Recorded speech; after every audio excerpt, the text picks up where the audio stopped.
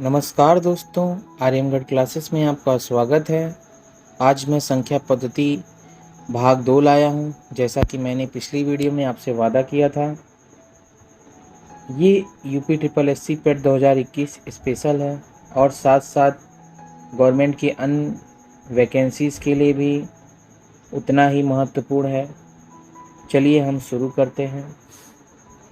दोस्तों, जैसा कि हमने पिछली वीडियो में आपको पूर्णांक तक पढ़ाया था और उसके बाद हमने आपसे कहा था कि हम आपको परिमेय संख्या, अपरिमेय संख्या, वास्तविक संख्याएं इत्यादि के बारे में बताएंगे। तो चलिए शुरू करते हैं। परिमेय संख्या को शुरू करने के पहले इससे जुड़ी हुई कड़ी को हम दोबारा पढ़ लेते हैं। वो है पूर्णांक। पूर्णांक होता क्या है, पूर्णांक को दोबारा जान लेते हैं। पूर्णांक को 3 भागों में आप बांट सकते हैं बड़ी आसानी से याद करने के लिए। पहला है धन पूर्णांक, दूसरा है ऋण पूर्णांक, तीसरा है शून्य पूर्णांक। जितनी भी धन पूर्णांक वो होते हैं, जितनी भी प्राकृतिक संख्याएं होती हैं, अगर उनको धन चिन्हों के साथ रख दें, वैसे भी जितनी प्राकृतिक संख्याएं हैं वो सब क्या है, धन पूर्णांक होती हैं। अगर प्राकृतिक संख्याओं को ऋणात्मक चिन्हों के साथ रखना शुरू कर दें तो वो क्या होती है, ऋण पूर्णांक कहलाती हैं। तीसरा है शून्य पूर्णांक। तो इसका एक निष्कर्ष निकल जाता है कि हम धनात्मक पूर्णांक और ऋणात्मक पूर्णांक और साथ साथ शून्य पूर्णांक से जो संख्याओं का समूह बनाते हैं वो क्या होता है, वो पूर्णांक कहलाता है। चलिए हम पूर्णांक की और चीज़ें क्लियर करते हैं, पूर्णांक के बारे में, इसका समूह कैसे बनता है, इसको और आसानी से कैसे लिख सकते हैं, आइए बताते हैं। तो चलिए बताते हैं आपको हैं कि इसको और आसानी से कैसे लिख सकते हैं। अगर आप एक नंबर लाइन बना लें, नंबर लाइन हिंदी में कह सकते हैं संख्या रेखा। क्या कह सकते हैं उसको, संख्या रेखा कह सकते हैं। अंग्रेजी में इसी को नंबर लाइन बोल सकते हैं आप। तो बीच में आप शून्य को रखिए और इसकी दाहिनी तरफ जो है इधर धनात्मक प्राकृतिक संख्या रखिए, इधर इसके बाईं तरफ ऋणात्मक प्राकृतिक संख्या। ऐसा नहीं है कि हम इधर -3 तक हैं, इधर 3 तक हैं तो इतना ही है, नहीं, ये इधर भी अनंत तक गया है, धनात्मक अनंत तक है, ये ऋणात्मक अनंत तक है। और ये जो साइन है, ये जो चिन्ह है, ये अनंत का निशान है दोस्तों। तो इसलिए इसकी जानकारी रखिए, ये ऐसा वैसा कोई नहीं है, ये बस दर्शाने के लिए चिन्ह है। परिमेय संख्या के दृष्टिकोण से पूर्णांक का स्थान बहुत ही महत्वपूर्ण रखता है, क्योंकि अगर कोई भी विद्यार्थी परिमेय संख्या के बारे में जानना चाहता है तो वह पहले पूर्णांक के बारे में जाने। तो चलिए हम आगे बढ़ते हैं, पूर्णांक के बारे में जान लेते हैं, परिमेय संख्या के बारे में जान लेते हैं।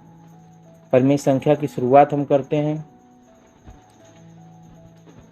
परिमेय संख्या, परिमेय संख्याएं को अंग्रेजी में हम कहते हैं रेशनल नंबर। क्या कहते हैं अंग्रेजी में, चलिए 1 मिनट रुकते हैं हमारी वीडियो। अंग्रेजी में इसको क्या कहते हैं, रेशनल नंबर कहते हैं। अंग्रेजी भी जानना बहुत ज़रूरी होता है, क्योंकि जैसे जैसे आधुनिकता बढ़ती जा रही है वैसे वैसे इसका यूजेज जो है बढ़ता जा रहा है। लेकिन साथ में हमारी हिंदी भाषा का भी प्रभाव बढ़ता जा रहा है। जैसे जैसे हिंदी आधुनिकता की तरफ बढ़ रही है वैसे वैसे हम अंग्रेजी से शब्द लेते जा रहे हैं, इसमें मिला रहे हैं। वैसे हिंदी भाषा की जननी तो संस्कृत पढ़ती है, लेकिन अब हिंदी भाषा विदेशी भाषाओं से भी शब्द लेना सीख गई है, जैसे कि अंग्रेजी भाषा ले रही है। तो हम शुरू करते हैं, परिमेय संख्या होती क्या है। परिमेय संख्या को हम शुरू करते हैं। अगर किसी भी संख्या को p/q के रूप में लिखते हैं, यानी p/q के ऊपर की राशि को अंश कहते हैं, नीचे की राशि को हर कहते हैं। अगर किसी भी संख्या को p/q में रखते हो, p और q यहाँ पे क्या है, जनरल टर्म है। जैसे आप बीजगणित में p x मानते हो तो x किसी के लिए भी मान लेते हो, उसी तरीके से p और q किसी पूर्णांक के लिए। जैसे यहाँ पे p और q क्या होने चाहिए, दोनों पूर्णांक होने चाहिए। लेकिन यहाँ पे आपको करना है कि p कोई पूर्णांक हो सकता है, कोई भी पूर्णांक, वो शून्य पूर्णांक हो सकता है, धनात्मक पूर्णांक भी हो सकता है, ऋणात्मक पूर्णांक भी हो सकता है। लेकिन ये जो q है, जो बटे की राशि है, हमेशा जो आप कोई भी पूर्णांक रखिएगा, लेकिन q को कभी 0 के बराबर मत रखिएगा। आप रखेंगे तो आपकी जो परिमेय संख्या होगी या आपकी जो भिन्न होगी वो अपरिभाषित हो जाएगी, आप उसको परिभाषित नहीं कर सकते हैं। गणित में अगर किसी भी संख्या में अगर बट्टे में 0 आ जाता है या उसमें 0 से भाग देते हैं तो वो चीज़ अपरिभाषित हो जाता है। गणितज्ञ भी उसे परिभाषित नहीं कर सकते हैं, बता नहीं सकते। हम उसको अनंत भी बोल सकते हैं या उसको अपरिभाषित बोल सकते हैं। तो हमें इन सब चीज़ों से बचना होगा। तो इसका सीधा सा डेफिनेशन है, परिभाषा है कि अगर किसी भी संख्या को आप p/q के रूप में लिखते हो, p और q दोनों क्या होने चाहिए, पूर्णांक होने चाहिए। और q का मान जो है, जैसे कि परिभाषा में दिखाई दे रहा है आपकी स्क्रीन पे, 0 के बराबर नहीं होना चाहिए। और जो आपके सामने परिमेय संख्या ऐसी हो सकती हैं, ये भी हो सकती हैं, और 0 भी आपका परिमेय संख्या है। क्यों परिमेय संख्या है? क्योंकि 0/1 तो लिख सकते हो ना। क्या प्राकृतिक संख्याएं परिमेय संख्याएं हैं? जी हाँ, बिल्कुल प्राकृतिक संख्याएं परिमेय संख्याएं, क्योंकि जितनी भी प्राकृतिक संख्याएं हैं, अगर बटे में कुछ नहीं दिया तो उसका बटा तो 1 मान सकते हैं ना। चलिए, यहाँ पे हाईलाइट पॉइंटेड आपको दिखाई दे रहा है, हाईलाइट, जैसे कि यहाँ पे आपको दिखाई दे रहा है नोट में, ये बहुत ज़रूरी हो जाता है याद करने के दृष्टिकोण से, क्योंकि इसका अनुप्रयोग सवालों में, हमारे प्रश्नों में आएगा। हम जब प्रश्नों का सेशन बनाएंगे, हम प्रश्नों के लिए अलग सेशन रखेंगे, क्योंकि संख्या पद्धति पूरी तरीके से सैद्धांतिक पड़ जाता है।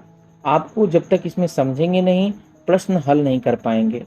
अगर हम इसमें प्रश्न बताना शुरू कर दें, इससे बड़े बड़े प्रश्न तो नहीं बनेंगे, लेकिन इनसे क्या होगा कि इनका इस्तेमाल दूसरे प्रश्नों में होगा। जैसा कि मैंने पहले ही बता दिया था कि गणित की मूल अवधारणा है, जैसे गिनतियाँ बस गिनने तक ही नहीं सीमित होती हैं, उनका हम इस्तेमाल जोड़, घटाना, भाग इत्यादि में हम करते रहते हैं। तो आप समझ गए होंगे। तो इसी तरीके से परिमेय संख्या है, पूर्णांक है, इनका बस परिमेय या पूर्णांक तक ही नहीं सीमित है, इनका अनुप्रयोग गणित के अन्य प्रश्नों में बढ़ चढ़ कर होता है। तो आइए हम आगे बढ़ते हैं। हमारा अगला टॉपिक आता है परिमेय संख्याओं का दशमलव विस्तार। तो हम जान लेते हैं परिमेय संख्याओं का दशमलव विस्तार क्या होता है। इसके बारे में ये तो हेडिंग हमारी है, लेकिन उसके पहले हम दशमलव को जान लेते हैं। दशमलव होता क्या है? ये सीधा आपकी यूपी ट्रिपल एस सी पेट 2021 में सीधा सिलेबस के रूप में दिया है। दशमलव या भिन्न जो हैं ये सीधे पूछे गए हैं, और बाकी सारी चीज़ें संख्या पद्धति में उतना नहीं विस्तार से दिया गया, उसमें पूछा गया, लेकिन वो भी पूछा जाएगा, लेकिन ये सीधे पूछे गए हैं, इनका इस्तेमाल। तो दशमलव के बारे में परिभाषा में जैसा आपकी स्क्रीन पे दिखाई दे रहा है कि संख्या 1 के 10वें हिस्से को हम दशमलव कहते हैं। इसी दशमलव को हम दशांश भी कहते हैं। संख्या 1 के 10वें हिस्से को हम क्या कहते हैं? दशमलव कहते हैं, दशांश कहते हैं। अगर 1 का 10 भाग किया जाए और उसमें से एक हिस्से को उठा लिया जाए, उसका 10वां भाग ले लिया जाए, कोई एक हिस्सा ले ले 10 भागों में करके, तो वो क्या होगा? दशमलव ही कहलाएगा, दशांश कहलाएगा। अगर इसी को हम 0.1 कहते हैं। सबसे बेसिक चीज़ यही है। आइए हम आगे बढ़ते हैं। हमारा अगला टॉपिक है दशमलव की प्रकार। दशमलव के प्रकार पे आते हैं। क्या है? दशमलव के प्रकार।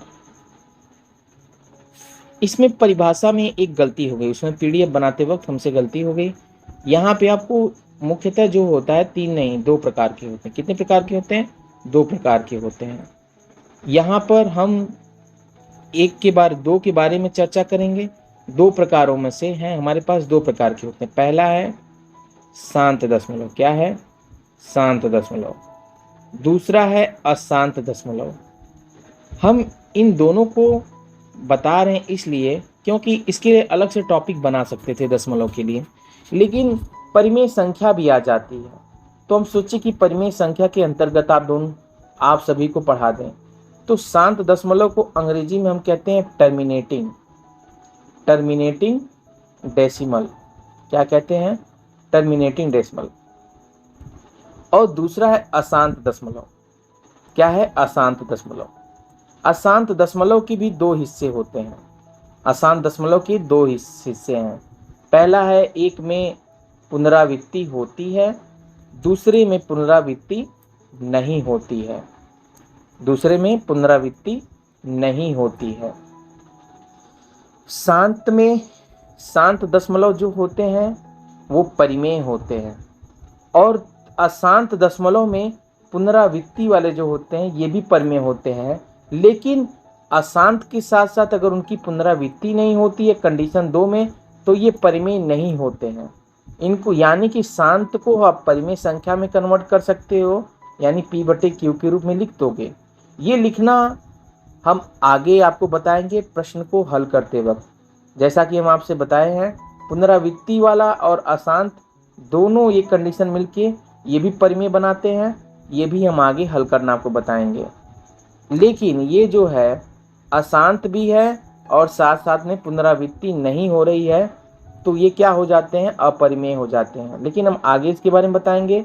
चलिए हम बताते हैं शांत दशमलव के बारे में। किसके बारे में आपको बताते हैं? शांत दशमलव के बारे में। शांत दशमलव होता क्या है? चलिए हम स्क्रीन को अपने नीचे करते हैं। चलिए शांत दशमलव के बारे में जानते हैं। जैसा कि आपकी हेडिंग दिखाई दे रही है, परिमेय संख्या। जैसा मैंने आपसे पहले बता दिया था कि जितने भी शांत दशमलव होते हैं वो परिमेय संख्याएं होती हैं, उसको परिमेय संख्या में कन्वर्ट कर सकते हो। कहते हैं कि अगर कोई परिमेय संख्या है, परिमेय संख्या आपकी परिभाषा में आया था ऐसा, वो P/Q के रूप में है, यानी कि वो भिन्न के रूप में है, किसी रूप में P/Q के रूप में है। अगर हम इस P में Q से भाग देते हैं, किससे भाग देते हैं? इस P में अगर हम Q से भाग देते हैं तो उन्हें, अगर हम Q से इसमें भाग देते हैं तो आपको दशमलव के सीमित स्थानों तक ही कोई संख्या आपको मिल जाती है, तो हम उन्हें कहते हैं शांत दशमलव। क्या कहते हैं उनको? शांत दशमलव। अगर हमें दशमलव के सीमित स्थानों तक कोई संख्या मिल जाती है तो उन्हें शांत दशमलव कहते हैं। जैसे कि हम कहते हैं कि 1/2, यहाँ पे ये P/Q के रूप में है। एक क्या है? पूर्णांक है, 2 भी पूर्णांक है, या -1/2 आप कर सकते हो, ये जरूरी नहीं है चिन्हों के साथ रखना है। लेकिन 2 जीरो, जहाँ बटा है वहाँ उसके नीचे 0 नहीं होना चाहिए। तो देखिए हम 2 से जब 1 में भाग देते हैं तो यहाँ पे 0 बार ले जाते हैं, क्योंकि हम ज़्यादा नहीं, छोटा है। जब हम यहाँ पे दशमलव लगाते हैं तो यहाँ पे 0 बढ़ाते हैं।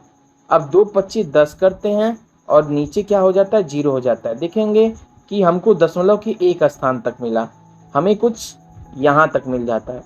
इसी तरीके से हम अगर 8/100 करते हैं तभी भी हमें दशमलव के सीमित स्थानों तक के अंक मिल जाएंगे। अगर हम 8 में 100 से भाग देते हैं, किससे भाग देते हैं? 100 से भाग देते हैं, तो यहाँ पे हम पहली बार में 0 ले जाएंगे, तभी भी हमारा काम नहीं बना।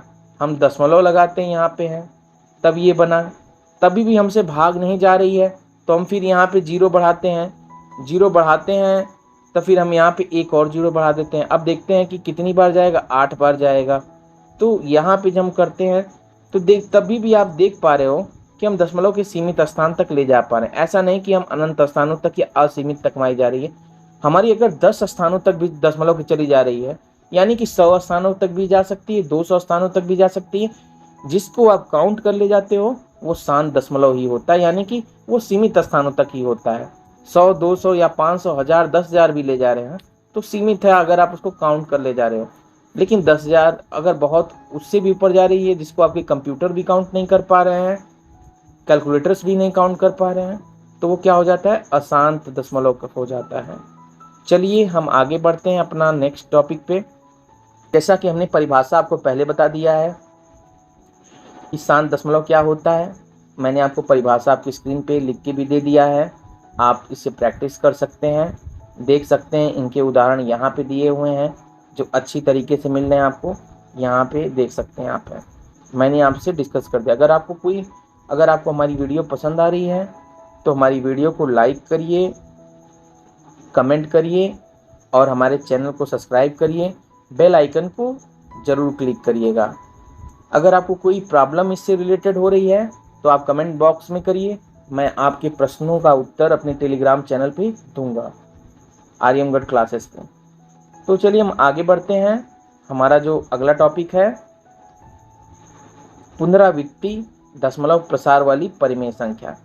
जैसा कि हमने बता दिया था कि अशांत दशमलव के दो हिस्से होते हैं, एक पुनरावृत्ति होती है, दूसरे में पुनरावृत्ति नहीं होती है। जिसमें पुनरावृत्ति हो जाती है वो परिमेय हो जाता है, जिसमें पुनरावृत्ति नहीं होती है वो अपरिमेय हो जाता है, वो भी हम आपको आगे बताएंगे। तो देखते हैं कि पुनरावृत्ति वाले दशमलव कैसे होते हैं, अशांत दशमलव। पहली बात, हम अशांत दशमलव के बारे में जान लें। अशांत दशमलव होता क्या है? अशांत दशमलव वो होता है अगर कोई परिमेय संख्या p/q के रूप में है, जहाँ पे p और q पूर्णांक है, जैसा आपको बार बार कहना पड़ेगा, और q की वैल्यू कुछ भी हो सकती है लेकिन जीरो कभी नहीं हो सकती है। p कुछ भी हो सकता है, जीरो भी हो सकता है, कुछ भी हो सकता है, लेकिन हम मानते हैं कि अगर हम p में q से भाग देते हैं तो यहाँ पे ये होगा कि ये दशमलव के सीमित स्थानों तक नहीं रहेगी, अब इसको काउंट नहीं कर सकते, ये इतनी बार जाएगी। लेकिन इसमें एक चीज़ कॉमन रहेगी, एक चीज़ में ये कॉमन रहेगी कि कुछ सीमित अंकों बाद या तुरंत से अंक दोहराने लगेंगे। जैसे कि वो अंक क्या हो जाएगा, उसमें दोहराव आ जाएगा, जैसा कि आपके सामने एक उदाहरण ले रहा हूँ, बताने की कोशिश कर रहा हूँ कि वो क्या हो सकता है। जैसे कि आपके सामने 1/3 कंप्यूटर स्क्रीन पे दिखाई दे रहा है। 1/3 है, अगर यहाँ पे ये p/q के रूप में है, 1 और 3 दोनों पूर्णांक हैं, 3 कभी भी जीरो नहीं हो। 3 से अगर हम 1 में भाग देते हैं तो देखते हैं कि यहाँ पे क्या होता है, 0 बार जाता है, नहीं हुआ, काम बना हमारा। हम यहाँ पे दशमलव लगा देते हैं, अब इसकी वैल्यू कितनी हो जाएगी, 10 के बराबर हो जाती है। तो हम देखते हैं 3 बार जाता है तो ये 9 आया हमारा, फिर यहाँ पे 1 आया, अब हमारा फिर काम नहीं हो रहा है, फिर हम इसको 0 लगाएं, फिर हमारा 3 बार आ गया, फिर ये 9 आया। यही सिलसिला जारी रहेगा और कभी खत्म नहीं हो जाएगा, इसीलिए 3 3 3 3 आप देख रहे हो उसमें पुनरावृत्ति हो जा रही, एक ही अंक पे आपको दोबारा अंक मिलने लग जा रहा है। तो ऐसी इनको भी हम परिमेय संख्या की कैटेगरी में रखते हैं, लेकिन हम आगे बताएंगे।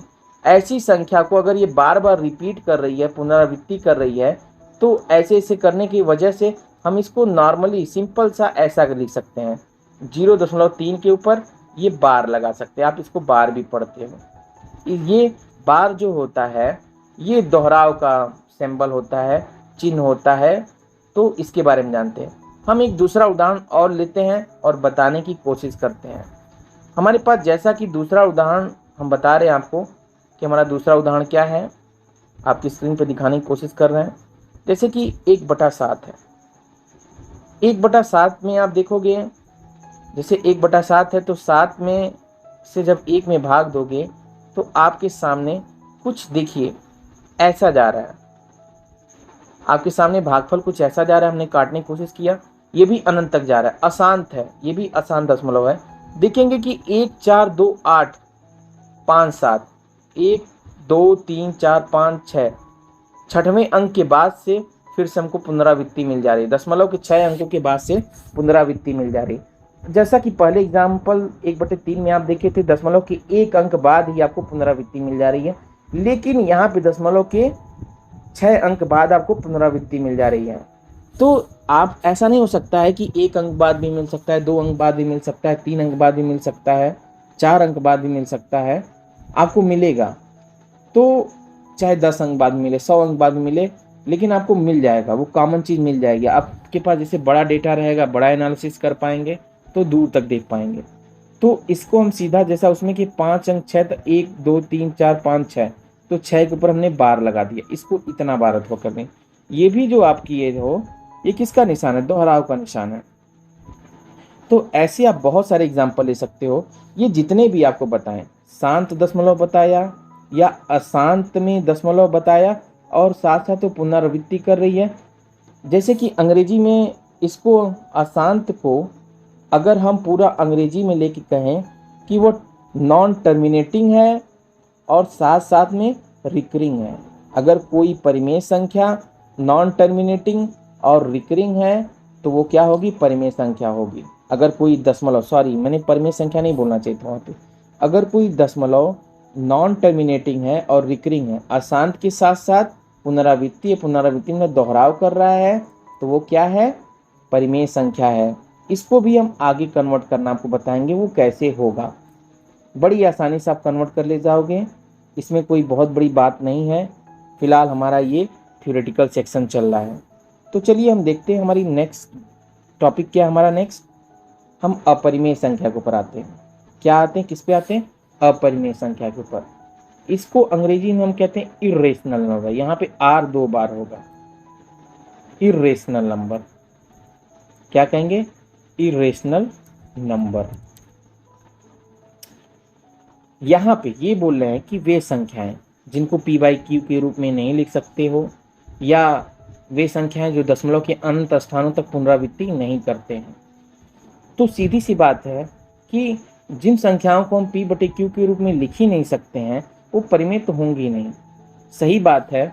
और अगर वो दशमलव के अनंत स्थानों तक पुनरावृत्ति दोहराव नहीं कर पाते हैं तो हम उन्हें भिन्न में कभी नहीं बदल पाएंगे, p/q के रूप में नहीं लिख पाएंगे, तो मतलब ही नहीं निकल पाएगा। तो कहने का सीधा सा मतलब है, करणी के अंदर स्क्वायर, करणी के अंदर कोई भी है, अगर वो क्या है, कोई अभाज्य संख्या है या कोई परफेक्ट स्क्वायर नहीं है, तो हमेशा क्या होगा, वो एक अपरिमेय संख्या होगी। जैसे कि करणी में 2, करणी में 3। आप एक इंटरेस्टिंग फैक्ट आपको बता रहा हूँ कि पाई भी एक क्या है, क्या है, अपरिमेय संख्या है। क्यों, आप सुनोगे सर, कहोगे पाई 22/7 इसकी वैल्यू होती है, ये अपरिमेय संख्या तो होना नहीं चाहिए। नहीं, ये अपरिमेय संख्या है। आप जहाँ तक भी पढ़ते हो 22/7 जो होता है ये 3.14 ऐसे कुछ करके देता है, ये परिमेय संख्या होती है। ये रिपीटेशन कुछ समय बाद दे देता आपको है, लेकिन ये 22/7 जो है ये अप्रॉक्सीमेट वैल्यू है पाई की, निकटतम मान है पाई का। हम इसको जो आज तक गणित में पढ़ते हैं कि पाई की वैल्यू 22/7 होती है, ऐसा नहीं। अगर हम बहुत करीब से देखें तो पाई की वैल्यू 22/7 नहीं होती है, पाई की वैल्यू जो होती है वह 3.14 होती है। हमारा अगला टॉपिक क्या है, वास्तविक संख्याएं। क्या है, वास्तविक संख्याएं, जिनको हम रियल नंबर कहते हैं। क्या कहते हैं, रियल नंबर, वास्तविक संख्याएं। जैसा कि आपकी परिभाषा में दिया है, परिमेय संख्याएं या अपरिमेय संख्याएं, इनके समूहों को अगर हम मिला देते हैं तो ये क्या बना देते हैं, वास्तविक संख्याएं बना देते हैं। ये परिमेय संख्या के उदाहरण हैं सब ये, लेकिन ये अपरिमेय संख्या है।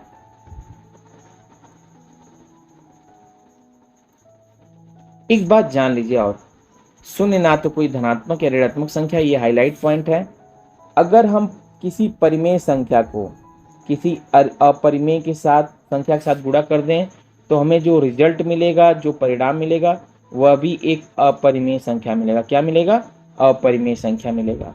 अगर हम किसी परिमेय संख्या को किसी अपरिमेय संख्या के साथ गुणा कर देते हैं तो हमें क्या मिलेगा, परिणाम में अपरिमेय संख्या मिलेगी। तो वास्तविक संख्याएं जो होती हैं ये बड़ा घर है।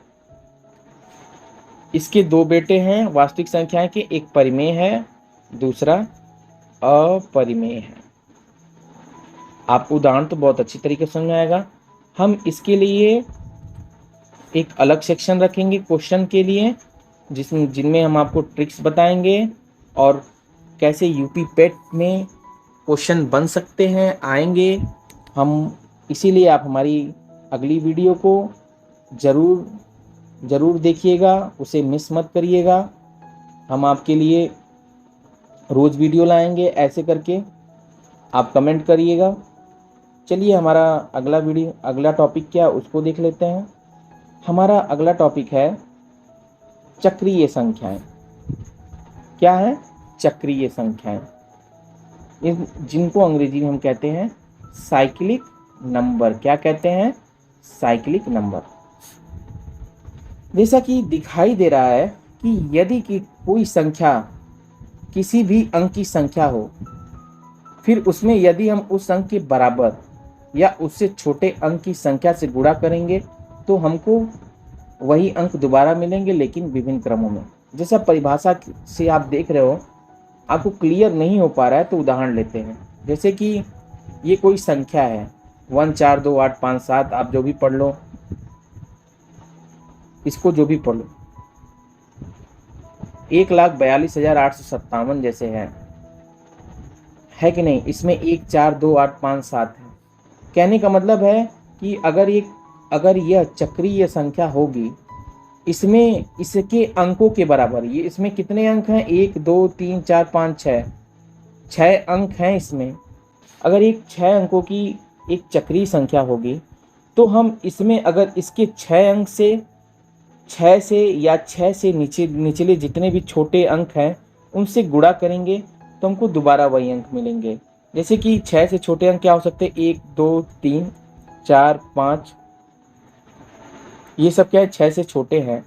अगर इनसे छोटा अगर इनके बराबर संख्या 6 अंक की है तो आपको जो इसमें गुणा करोगे तो दोबारा वही आपको अंक मिलेंगे। जैसे कि 1 4 2 8 5 7 इसमें अंक हैं तो दोबारा वही आपको अंक मिलेंगे, लेकिन विभिन्न क्रमों में मिलेंगे। जैसा कि उदाहरण में देख सकते हो, अगर 6 से भी गुणा कर दोगे, अगर लेकिन 6 से ऊपर की किसी संख्या से गुणा करोगे, मान लो इसमें 7 से गुणा कर दिए, क्योंकि 7 जो है इनके अंकों से बड़ा है, 7 से अगर गुणा करोगे तो ये अंक आपको दोबारा नहीं मिलेंगे, तब दूसरे अंक आपको मिलेंगे, तब ये गलत हो जाएगा। तो इसका सीधा सा चक्रीय संख्याएं वे संख्याएं होती हैं यदि किसी संख्या में उनके अंकों के बराबर या उससे किसी छोटे अंक से उसमें गुणा करेंगे तो दोबारा वही अंक आपको मिलेंगे जो संख्या होगी, लेकिन वह विभिन्न क्रमों में मिलेगी। तो उनको हम क्या कहते हैं, चक्रीय संख्याएं कहते हैं। आप इन्हें देखते रहिए और जानिए। अब हम आते हैं उत्तम संख्याओं के ऊपर, जिनको अंग्रेजी में हम कहते हैं परफेक्ट नंबर। क्या कहते हैं, परफेक्ट नंबर। क्या कहते हैं, परफेक्ट नंबर। ये वो संख्याएं होती हैं, जैसा कि स्क्रीन पे परिभाषा के तौर पे दिया गया है, ये वो संख्याएं होती हैं यदि किसी भी दी गई संख्या के सभी भाजकों को दोबारा योग करेंगे तो हमको फिर वही संख्या प्राप्त होगी। जैसे कि हम कह रहे हैं कि अगर मान लीजिए कोई 6 क्या है, अगर ये उत्तम संख्या है तो इसके भाजक क्या हो सकते हैं, 1 2 3। भाजक क्या होता है, अगर कोई संख्या किसी को क्या कर देती है, डिवाइड कर देती है पूरी तरीके से, तो वह उसका भाजक हो जाता है। तो 6 के भाजक क्या है, 1 भी है, 6 1 से भी कटता है, 2 से भी कटता है, 3 से भी कटता है। अगर इनके सभी भाजकों जितने भी संभवतः हैं, पॉसिबल हैं, इनको दोबारा जोड़ दोगे तो आपको यही अंक मिल जाएगा। मतलब 6 अंक 6 ही मिल गया तो क्या होगी, 6 क्या हुआ, एक उत्तम संख्या हुई। इसी तरीके से 28 के सभी भाजकों को आप देखोगे, क्रमशः देख रहे हो, 1 2 4 6 7, इसके अलावा और आपके सामने कोई भाजक है, नहीं है। तो 28 भी क्या है, एक क्या है, उत्तम संख्या है।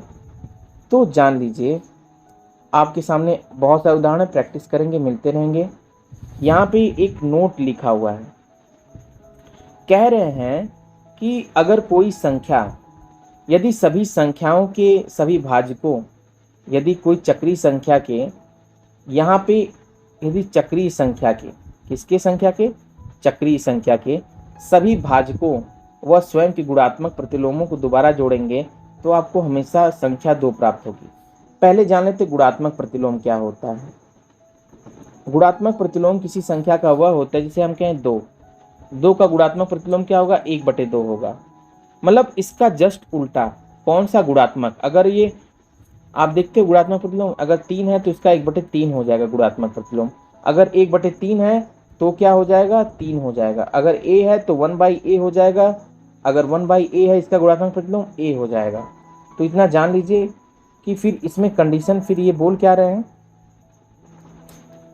कि अगर किसी संख्या के सभी गुणात्मक प्रतिलोमों के, अगर वो संख्या उत्तम संख्या है, उसके गुणात्मक प्रतिलोमों को और स्वयं उसका प्रतिलोम, उसको जोड़ोगे तो हमेशा आपको क्या मिलेगा, संख्या 2 मिलेगी।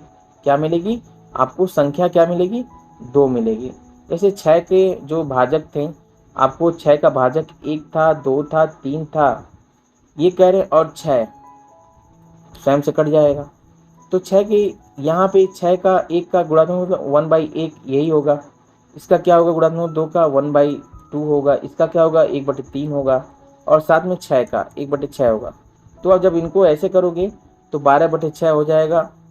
तो ये आपको 2 मिल गया। इसी तरीके से 28 के साथ भी चेक कर सकते हो, वो मैंने आपके लिए छोड़ा है, उनको देख लीजिएगा आप। चलिए हम अपने अगले टॉपिक पे आते हैं। अपना अगला टॉपिक क्या है? सम्मिश्र संख्या। वैसे सम्मिश्र संख्या जो होती है एग्जाम में बहुत विरले देखने को मिल जाते हैं। कभी कभी एकाक प्रश्न आपसे एकाक प्रश्न देखने को मिल जाएंगे, ज़्यादा इससे प्रश्न बनते नहीं हैं। वैसे ये उच्च गणित का हिस्सा पड़ जाता है।